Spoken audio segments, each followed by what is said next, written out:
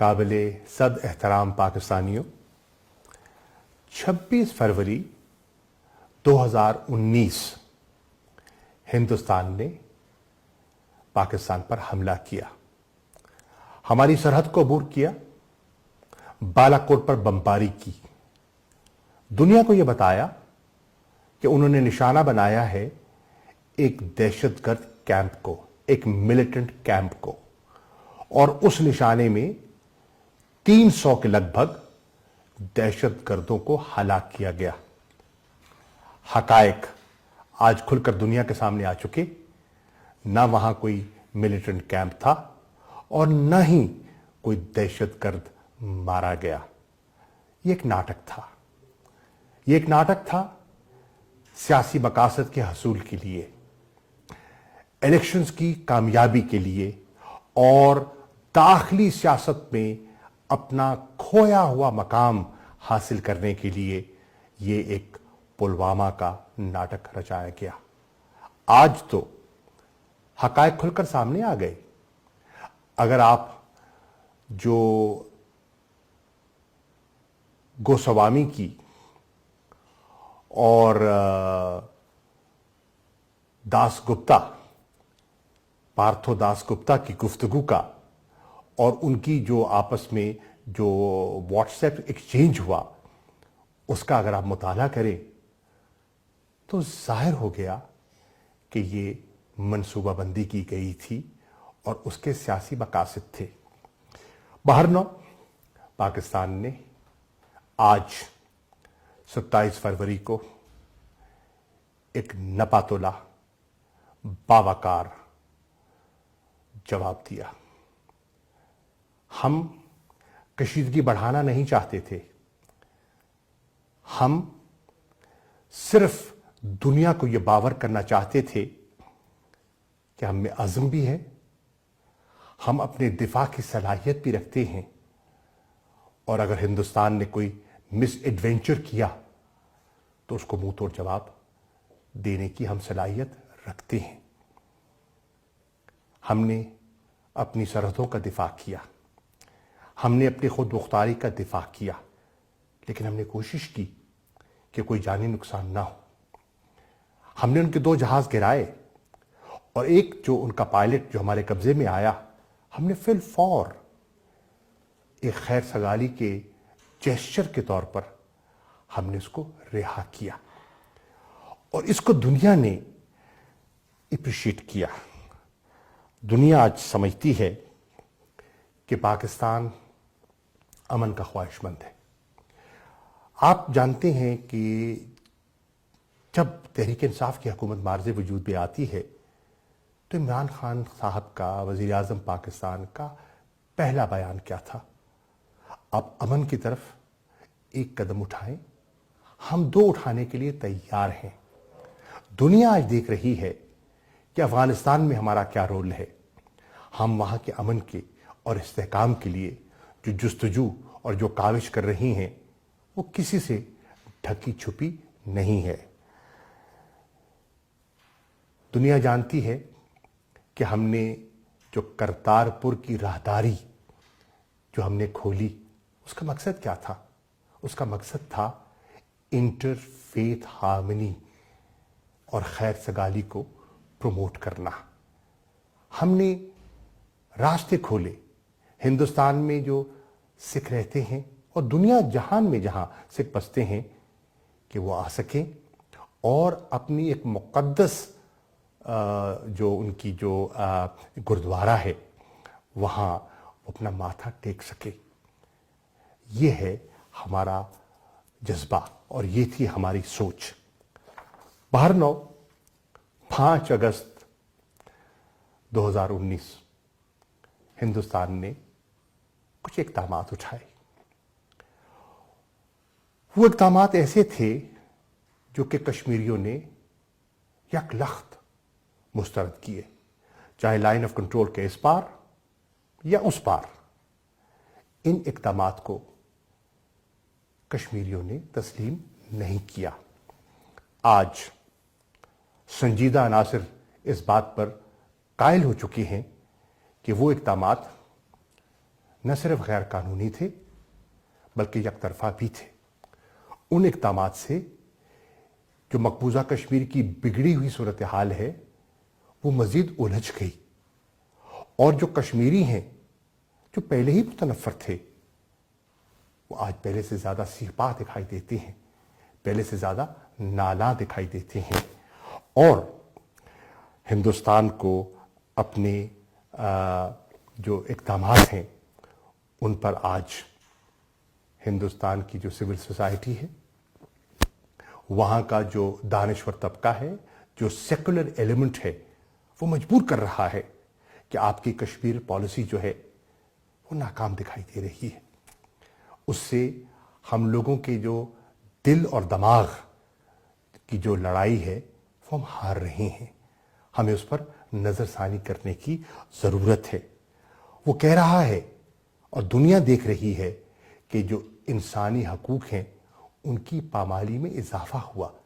दुनिया ने देखा कि सीज़ फायर वायलेशंस जिनमें बतदरीज इजाफा हो रहा था जब से दिल्ली की जो सरकार हुकूमत में आई, उसमें ख़तरनाक हद तक इजाफा हो गया और संजीदा अनासर तशवीशनाक थे और हैं कि इससे इस खित्ते का अमन और इस्तेहकाम मुतासिर हो सकता है।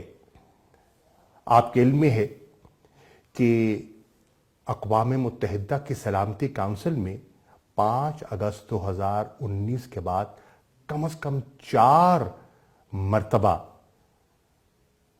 जम्मू और कश्मीर के मसले को ज़ेर बहस लाया गया। आपके इल्म में है कि सफ़ीर कश्मीर इमरान खान ने अक़वाम मुत्तहिदा की जनरल असम्बली के 74वें और 75वें इजलास 2019 और 20 में कश्मीर का मुकदमा बैन अक़वामी कम्युनिटी के सामने पेश किया।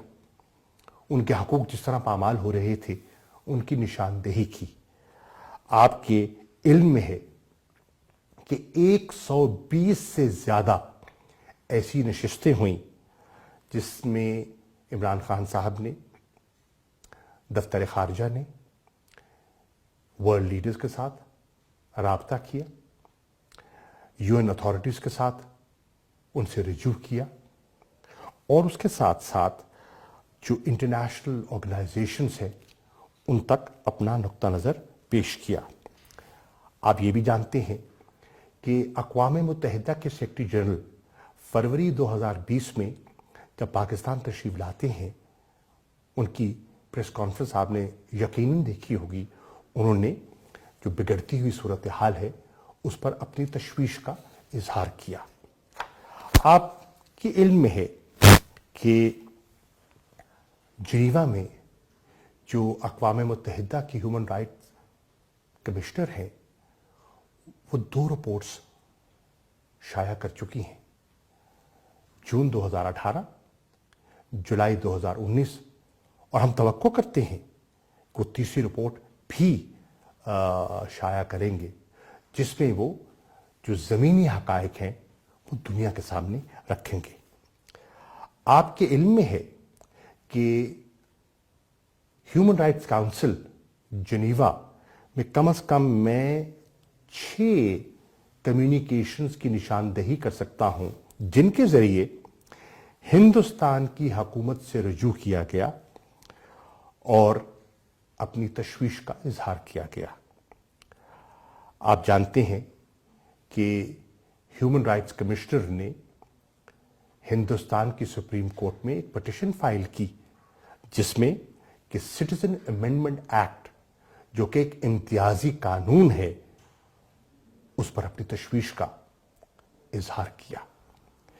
आपके इल्म में है कि ओआईसी के सेक्रेटेरिएट और जो उनका permanent independent permanent human rights commission है उसके बयानात और उनकी तनकीद और एतराज़ात किसी से पोशीदा नहीं हैं।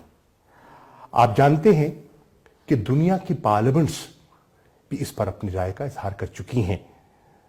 कम से कम 2 करारदादें तो ऐसी हैं जो यूएस कांग्रेस में पेश की गईं और उनमें जो रिस्ट्रिक्शंस हैं जो मकबूजा कश्मीर पे आयद हैं उनको उठाने का मुतालबा किया गया। कम से कम 3 नशिस्तें ऐसी हैं जिसमें कि जो वहाँ इंसानी हकूक को जिस तरह बेदर्दी से पामाल किया जा रहा है उस पर बहस हुई। आपके इल्म में है कि न्यूयॉर्क की जो असेंबली है उसने एक मुत्तफिका करारदाद पास की और कहा कि हर साल 5 फरवरी को हम अमेरिकन कश्मीर डे के तौर पर मुनाकिद करेंगे और कश्मीरियों की जो हक खुद इरादियत की जुस्तजू है उसको उजागर करेंगे। आपके इल्म में है कि बरतानिया की पार्लियामेंट में मकबूजा कश्मीर की सूरत हाल पर बहस हो चुकी है। आपके इल्म में है कि कम से कम 45 मेंबरान पार्लियामेंट ऐसे हैं बरतानिया के पार्लियामेंट के जिन्होंने अक़वाम मुत्तहिदा के सेक्रेटरी जनरल को खत लिखा है, अपने दस्तखतों से खत लिखा है जिसमें कि वो कश्मीर की खुद मुख्तारी और स्टेटस का जिक्र करते हैं। आपके इल्म में है कि कम से कम 15 मेंबरान यूरोपियन पार्लियामेंट ऐसे हैं जिन्होंने यूरोपियन कमीशन के सदर को अपना खत लिखा है और उस खत में उन्होंने जो मकबूजा कश्मीर में जारी लॉकडाउन है उस पर अपनी राय और अपनी तशवीश का इजहार किया है। कौन नहीं जानता कि इंटरनेशनल मीडिया इन 2 सालों में क्या कुछ नहीं लिख चुका। कम से कम 1500 ऐसे आर्टिकल्स हैं, ऑपेड्स हैं, न्यूज़ रिपोर्ट्स हैं जिनकी मैं निशानदेही कर सकता हूं जिसमें कि हिंदुस्तान की जो वहाँ मकबूजा कश्मीर में पॉलिसीज़ हैं उन पर नुक्ताचीनी की गई है। 90% जो स्टोरीज इंटरनेशनल मीडिया में शाये हुई हैं वो हिंदुस्तान के इक़दामात पर क्रिटिकल हैं, उन पर तनकीद कर रही हैं।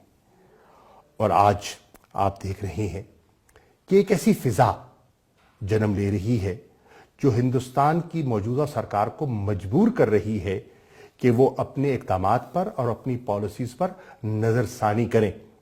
और कौम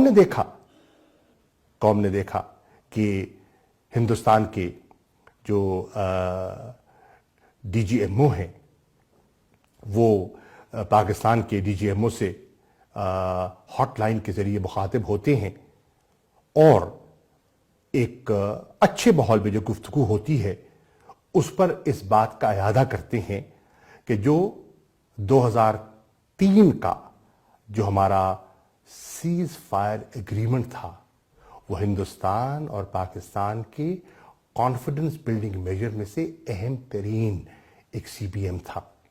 हमें उसकी तरफ लौटना चाहिए और पाकिस्तान ने उसे फराखदिली से कबूल किया और हम समझते हैं कि ये एक मुस्बत पेशरफ्त है।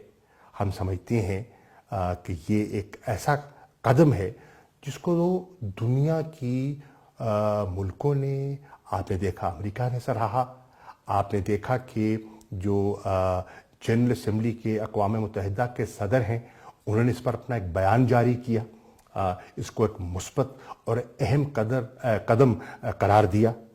और ये जो रिकमिट करना है कि जो हम सीज फायर की पासदारी करेंगे लाइन ऑफ कंट्रोल पर और वर्किंग बाउंड्री पर, ये एक ऐसा कदम है और लोग इसका एतराफ़ कर रहे हैं। आपने ये भी देखा कि उस गुफ्तगू में हमें एक इशारा ये भी मिला कि जो हमारे कोर इश्यूज हैं उन पर बिलाखिर हमें उनका हल तलाश करना होगा और वो इश्यूज जो इस खित्ते के अमन को, इस्तेकाम को मुतासिर कर सकते हैं उस पर हमें रास्ता तलाश करना होगा। वो रास्ता कौन सा हो सकता है? दानिशमंदाना रास्ता तो एक ही है और वो रास्ता गुफ्त शुनीद का रास्ता है। वो रास्ता एक पुरअमन डायलॉग का रास्ता है। पाकिस्तान कभी डायलॉग से कतराता नहीं था। पाकिस्तान ने पहले दिन से कहा अमन की तरफ आगे बढ़िए। کشمیریوں کے حقوق ہم پامال نہیں کر سکتے. پاکستان سلامتی کونسل کی قراردادوں کا پابند ہے، ہندوستان بھی پابند ہے. ہمیں راستہ تلاش کرنا ہوگا اور کشمیریوں کو ان کا حق مناسب طریقے سے دینا ہوگا. میں قوم کو بتانا چاہتا ہوں کہ پاکستانی قوم امن کو ترجیح دیتی ہے. ہمارے جارحانہ عزائم نہ تھے نہ ہیں، لیکن اگر ہم پر جارحیت کی گئی، اگر بالا کوٹ دہرایا گیا، تو یہ قوم اپنا دفاع کرنا جانتی ہے. پاکستان زندہ باد.